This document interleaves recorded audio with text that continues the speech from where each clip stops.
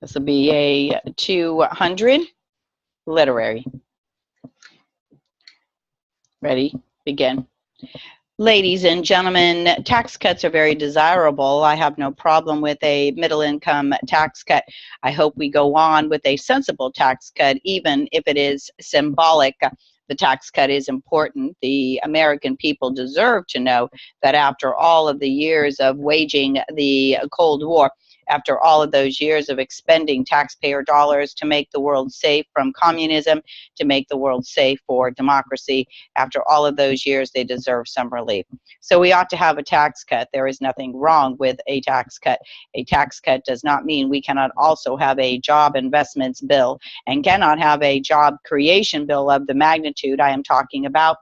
We have to have some way for people to earn the income necessary to take care of themselves so that we do not have a drain on the government one way or another. There is a great deal of talk about getting people off welfare, and that it's a great drain on the government. But take a look at the unemployment insurance and the people who go off unemployment insurance, and you will understand there is another problem. The anger that is out there also leads to many other kinds of problems. So in place of a bill which has been proposed by the Republicans, which is basically a bill which calls for the creation of jobs through tax cuts, the Progressive Caucus would like to offer a real bill that talks about physical capital investment. They propose to provide an additional $10 billion in highway and bridge maintenance spending per year over the next 2 fiscal years. As much funding as possible would come from the surplus that is already there in the transit account of the Highway Trust Fund. We estimate as much as $4 billion may be in the Highway Trust Fund. That is one place we could get funds without jeopardizing any other programs or any other aspects of the tax relief program being proposed for middle-income taxpayers. In 2003, the Federal Transit Administration report noted that to maintain the nation's highways and bridges at the 2001 level would require an additional outlay of $19.5 billion to correct overall deficiencies in the highway system, would cost $212 billion.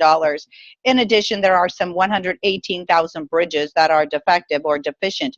To repair them would cost $7 billion. I mention highways because, as you see, the largest amount of money expenditures would come through a program like this. It also would provide the greatest amount of activity in terms of jobs for men, jobs for contractors. There are a number of different proven benefits that flow out of contracts related to highways and mass transit. We need $1.6 billion in mass transit investment per year, and that is only a small part of what is needed.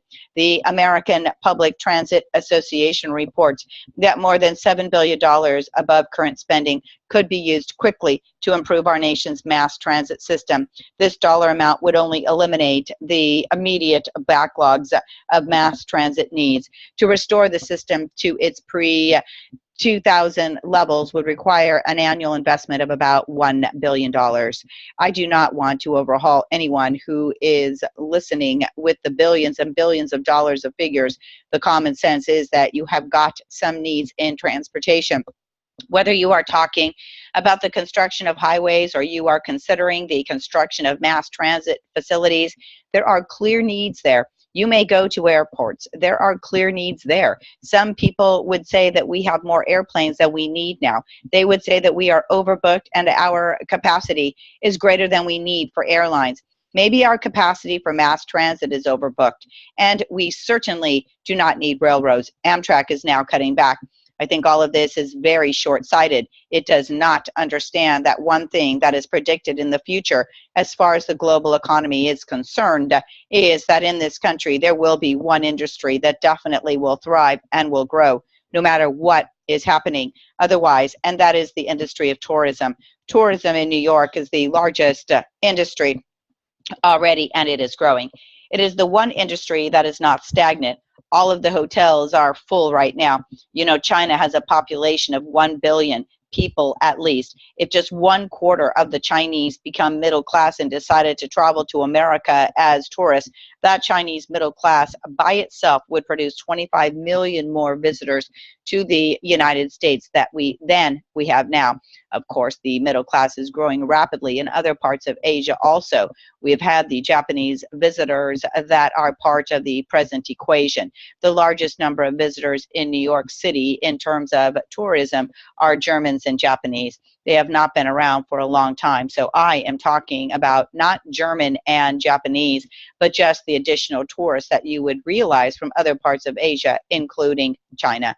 It would mean 25 to 30 million visitors coming to the United States. So does it make sense to build an infrastructure now, which is second to none? Does it make sense to invest in the infrastructure now? Yes, it does.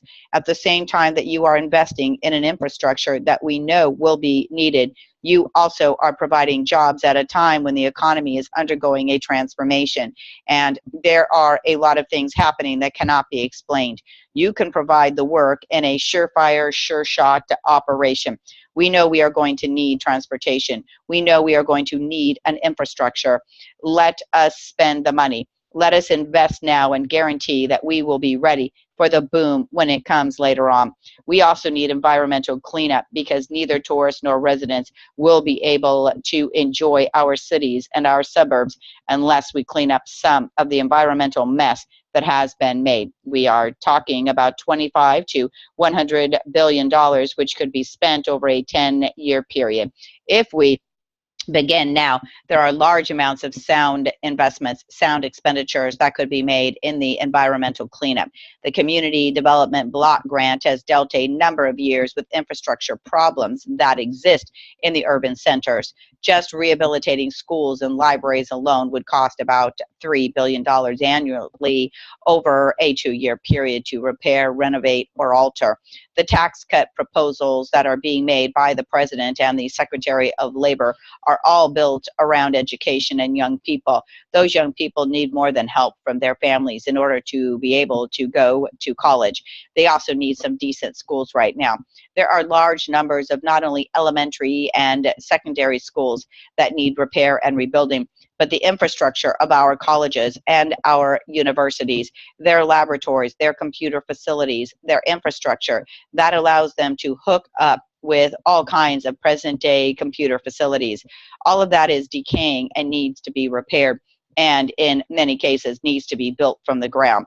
It would be an investment consistent with what we want, along with the jobs, of course. I very much agree with the present emphasis of the Secretary of Labor and the President that job training would be necessary. Much of the training that is going to be done will be done in the school facilities in the colleges.